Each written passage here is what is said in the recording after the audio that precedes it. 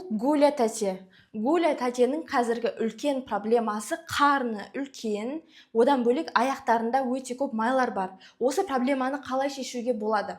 Біріншіден, Гуля тәтеге аузын тыю керек. Тамақты аз-аздан, кішкентай порциядан жеу арқылы сіз денеңізді арықтау процесіне қарай алып барасыз. Екінші, Гуля тәтенің майы кету үшін ол күнделікті қозғалу керек. То есть, Гуля тәте күнде 10 мың 15 мың шаг далаға шығып жүру керек. Таңертең немесе кешке, маңызы жоқ.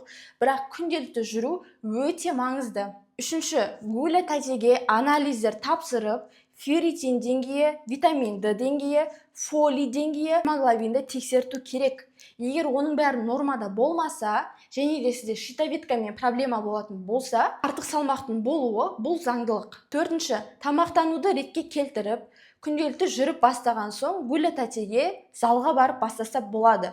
Ол жерде Гуля тәте не істейді? Ол жерде Гуля тәте силовой тренировкалармен айналысады. Яғни күнделікті үлкен мышцаларды качать ету арқылы калория сжигаться етіледі және дененің ішіндегі майлар еріп, ол әдемі сұлбаға ие болып бастайды. Егер де мына видео пайдалы болса, арықтай алмай жүрген өзінің таныс тәтелеріне жібер.